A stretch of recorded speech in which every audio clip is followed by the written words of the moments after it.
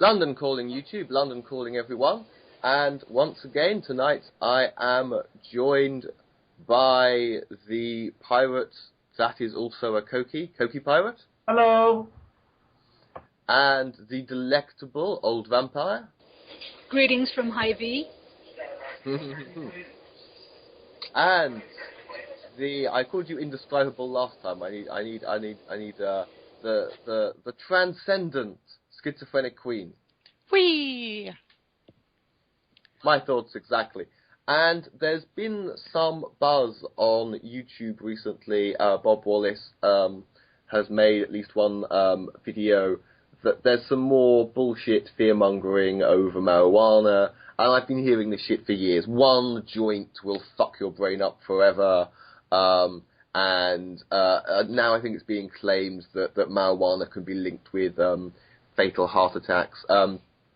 Now, my point will be, what I'm going to argue is, that bullshit fear, while drugs generally, and I'm not going to buy into gateway drug bullshit, but when it comes to warning people about drugs, there are reasons, because some can be very, very harmful. You don't want to be addicted to crack or heroin, for example. You don't want to go out and take 12 E's in one night. When I was a teenager, I eventually just thought, fuck it. I don't care, I'll take drugs if I want to. And the reason was that the kind of education we had was bullshit. There was a huge campaign about this girl called Leah Betts, that she'd died from 1E. And in fact, what she'd done was to overhydrate, because she knew that you dehydrated on E. She overcompensated. Too much water killed Leah Betts. 1E didn't. And you can still say it's a drugs-related death, if you like, but, and obviously very, very sad, very tragic. But essentially, a whole campaign was built on a bullshit claim. And to be honest, if you basically feed people a load of misinformation, if you're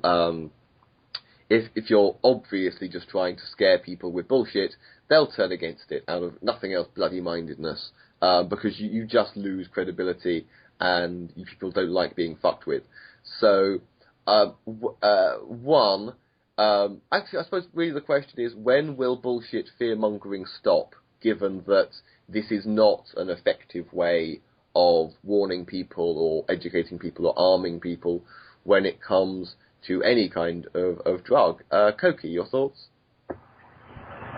Well, it's always been this way. And granted, the whole fear-mongering of alcohol in the Prohibition era has never entirely gone away. But I guess normalcy is ultimately what's going to treat this kind of stuff, when it's just sort of accepted as a recreational activity that people indulge in, like drinking, which, for better or for worse, I'm just saying that's probably when the fear-mongering will die down. It's particularly tragic because this part of the marijuana discussion isn't as big in the United Kingdom, I've noticed, but it's a huge deal in the United States. Medicinal marijuana, doctors being able to prescribe marijuana even though it's illegal, creating certain exceptions like you can grow it but you can't distribute and things of that nature. Yeah. And I gotta say, it has shown some concrete benefits to people with any number of conditions. I'm thinking particularly of my grandmother who suffers from glaucoma, and marijuana has shown to be effective in treating glaucoma. But even if medicinal marijuana were legal in Puerto Rico, which it isn't, but even if she were in a U.S. state that legalized marijuana, she'd be declining help that would, benefit her on the basis of fear-mongering. So there's that side of the coin as well. Even when it's used for pharmaceutical purposes, because of the fear-mongering, people will turn down help that they need. Yeah, that's actually an angle I hadn't thought of. And actually, I don't quite know what the situation is in the UK. Well, when you talk about the things that we just accept as normal recreational things, I seem to have been told, no one quote me on this, I'll have to look this up, that because obviously go back far enough, the British had no laws about any of this, which is why if if you read Victorian literature, you can just go to the local chemist. For chemist, read pharmacy and pick up some opium or something. People would have an opium teacher. And when you read about Sherlock Holmes, injecting himself with a 7% solution of cocaine, it was perfectly legal, and actually people would have said medicinal. Which actually I think cocaine has been used medically. In fact, I think oddly enough Hitler was given cocaine eye drops, and he was given amphetamines in some form or other, which is one of those weird things about Hitler. Hitler was on cocaine and speed, but anyway. But when the British Parliament actually sat on all of this, the bill potentially would have included alcohol and tobacco, but because people who sat in Parliament drank themselves and smoked themselves, that's why they were exempt. So if there'd been a lot more people, if a lot more politicians had done these other drugs themselves, they'd never have been outlawed. That's just basically. I mean, I as I say, I can't verify that story right now, but that is what I may even have been taught that at school actually.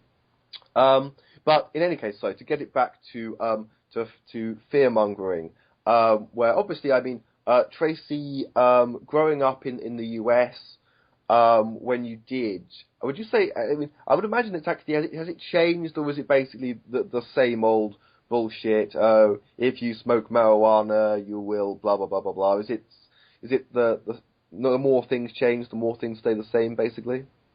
Actually, when I went to school,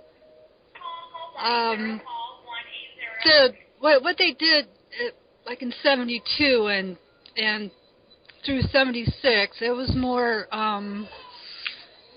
giving us the facts. It really, I think that really worked because a lot of my peers never did try any of the harder drugs. It's like marijuana sounded kind of interesting, and I tried that, but I knew that the other drugs were more harmful, and so I stayed away from them. So I think just giving us the facts and not the fear mongering. We knew that we were being told the truth, and we trusted the information that was given to us.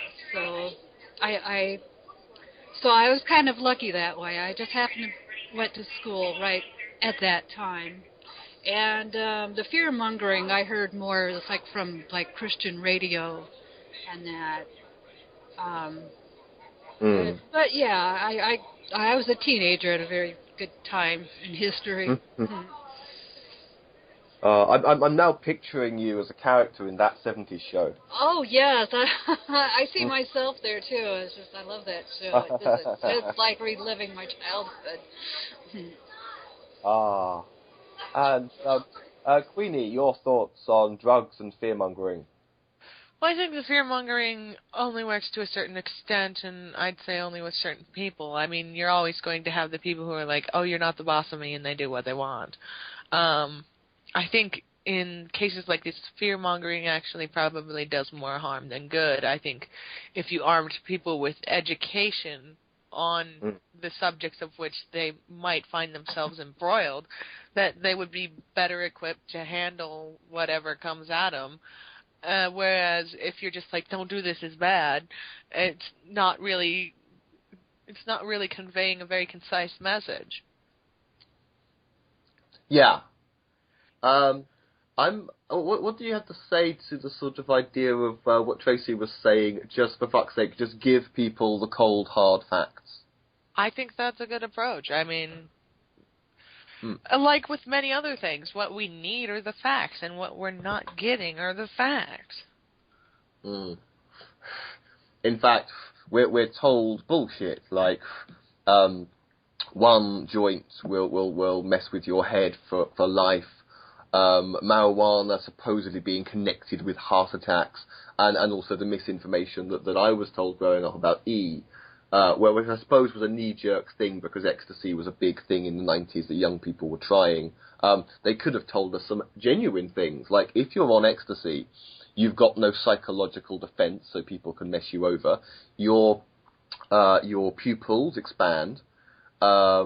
because you're basically your body and your mind both give up any kind of resistance to anything, and because because your pupils expand as if you're in darkness even when you're not, you can actually burn your retinas.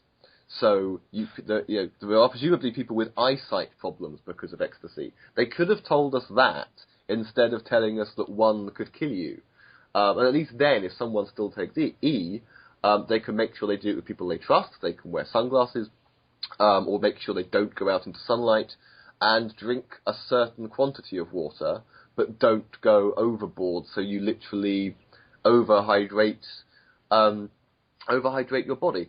Okay, sorry. Oh, sorry. I was just going to say, where there's risk in everything. I mean, everything you do carries a certain amount of risk, and understanding what that certain amount of risk is a lot more effective in helping you out of any given situation, or helping you prepare for any given situation, than blowing the risk out of proportion, so that there's basically this idea that, oh, just do it, whatever happens, happens. Yeah. And I think that there's something we need to bear in mind. If they want to reduce the usage of a certain product, are they effectively doing this by isolating the groups that indulge in this product? Yeah. You know, if the very act of trying to moderate gets you not just sent to jail, but it carries the stigma, then are you going to stop these people from consuming it? Yeah, I would say that definitely ostracizing a group, I would say definitely worsens the problem. Apart from anything else, the fact that once you've even owned some dope, you've crossed the line into criminal, I would say is a problem. Because it's like, well, you're already calling me a criminal because of this thing, so, okay. And then also, of course, marijuana being illegal, it only is a gateway drug in one sense, which is that you're already buying it from somebody who's breaking the law, who, depending on this, and I have known people who only sold marijuana and they drew the line at anything else. But at the same time, you'll also get people, and of course sometimes you can buy marijuana that's been cut with something else. I'm fairly sure there's been crack in stuff that I smoked before now. But anyway, I'll open up the floor for any closing remarks. I was going to say something really clever, and then I forgot what it was. Ah, damn it. When you said marijuana being cut with something else, well, I think that's, the illegal, you don't have a business, bureau, Better Business Bureau to call or whatever. But I know that I have smoked something that let's see, pig tranquilizer in it?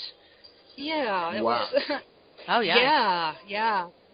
It's like I thought it tasted kind of strange, but, but that's not really what I wanted to smoke, So. Oh, I know a way you can make I know a way you could get people to cut down on drug use. You legalize it and you make it outlandishly expensive. Here you go. Well, how much money would they make just taxing the stuff? Exactly. Yes. Mm-hmm.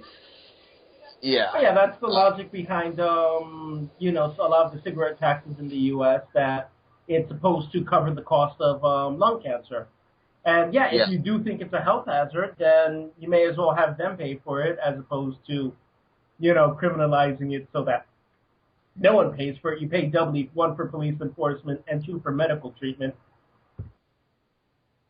Yeah, I'll definitely go along with that. And I'll throw in one thing, one last thought, which is, when I was a kid, there was this stuff called skunk, which was like this artificially made, like, marijuana. It was marijuana, but it was, like, enhanced chemically or something as it grew. And that was the one. You didn't always know what you were getting, and that was the one that, like, could be, like, potentially dangerous, or at least supposedly it caused erratic behavior and mood swings, things like that. Just sell the good, clean, decent, natural stuff if it's legal, and then put the criminals out of business, and there won't be so much stuff like skunk on the market. And a quick goodbye from Koki.